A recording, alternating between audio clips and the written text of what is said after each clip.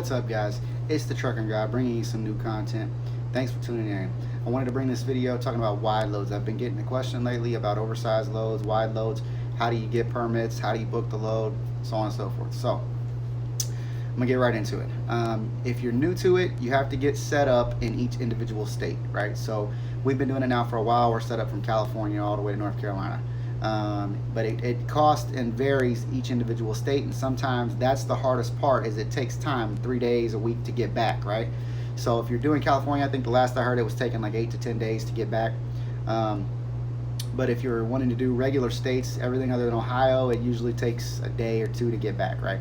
So if you're wanting to do those type of loads or do wide load or oversized freight, go ahead and start getting set up now. And it's, if you go through a company like, say, Permit Wizard, that's when we started. Once you get set up in those states, you can then get your own permits. You can set up yourself, but it's just easier if you've never done it to hire a company like Permit Wizard. They do charge a fee. I think it's like $50, something like that, per state to get set up. But once you're set up, they will actually handle getting the permit from pickup to delivery for you. Now, the permits are very route specific, so you have to stay on that route most of the time. They have certain hours that you can drive, right? So you can drive, I think it's an hour after daylight in the morning, and then an hour before dusk at night. You have to have your flags and oversized banners, so it requires an oversized banner on the front of the truck, one on the back of the truck. You can get it to say wide load or oversized. You have to have 2 18 by 18 inch red flags on the front of the truck, 2 on the back of the trailer, and 4 on the load, on all 4 corners of the widest part of the load. So whatever the widest part is, that's where you're going to attach the flag, 18 by 18 inch red flags. I always carried a couple of extra flags just in case you lost one, one's damaged, or if they're old. DOT can kind of give you a hard time if they're frayed. They have to be 18 by 18.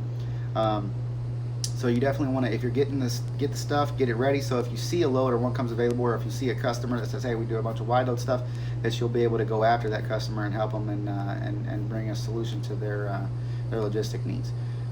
If I were you starting out, stay under 12 feet wide, because everything under 12 feet doesn't require an escort. When you get to 12 feet and over, it requires an escort, which there's escort companies online. You just have to have that in with the freight, to pay them and so on. But if you stay under 12 feet, always measure too, because we've had situations where we show up, that load might be 12.1, 12.2, 12.6, whatever, and they said it was 11.9 or 11.5.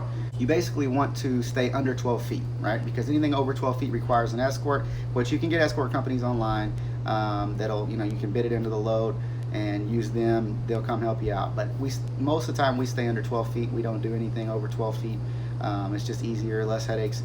But all those loads should pay $2 plus a mile, 2, 3, 4.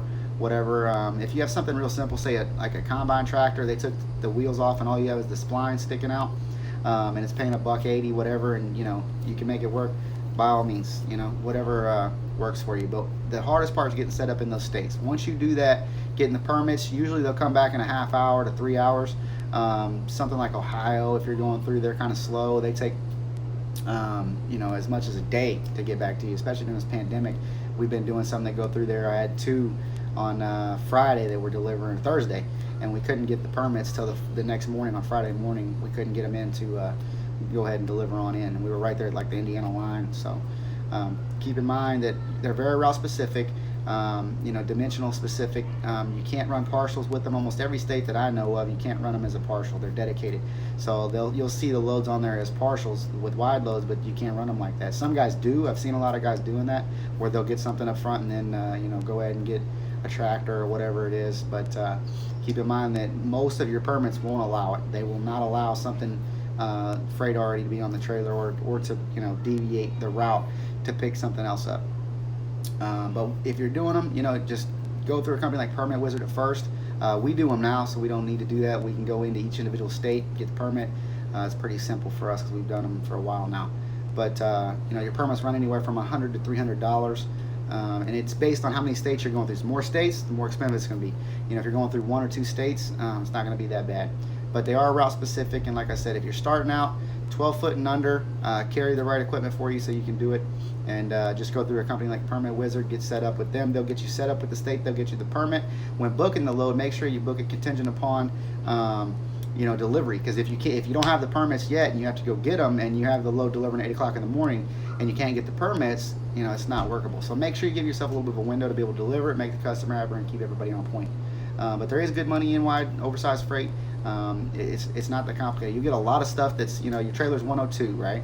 8.6, so you'll get a lot of stuff that's 9 foot, you know, a couple inches on each side. Your tow mirrors stick out farther than that. You'll get stuff that's, you know, say 9.5, 10 feet, you know. Most of my guys are really comfortable with doing that stuff. They all do it. We all carry the stuff. So go ahead and get your wide loads now, your banners now, your flags now. One thing that you also are going to need is a printer. You can get a printer for 69 bucks at Walmart or wherever. Link it to your phone. You can print the permits off. Almost every state is going to require you to have the permits in paper form in the truck, okay, in your binder. There's many states that won't, as far as I know, all of them are not supposed to accept electronic copy, but I think a few have for us, like New Mexico and stuff. But Oklahoma is really a big stickler on it. They'll pull you in just to check your permits. Make sure you have them in paper form. So get a printer in the truck. That way, as soon as you can print them out, you don't have to stop by an Office Max or a Flying J or something to print them out. So keep a printer, print your permits out. You know, do everything legal. Look up what you need to know. Know what you need to know, and get out there, guys, and make some money and do it. It's not that complicated. If you're comfortable in doing it, you think you want to do it, and you have your own MC, get out there and do it. Make sure you check with your insurance company and that they you know, are authorizing you, or they don't have any exclusions on oversized freight. But get in there and do it, guys, because we do quite a bit of it.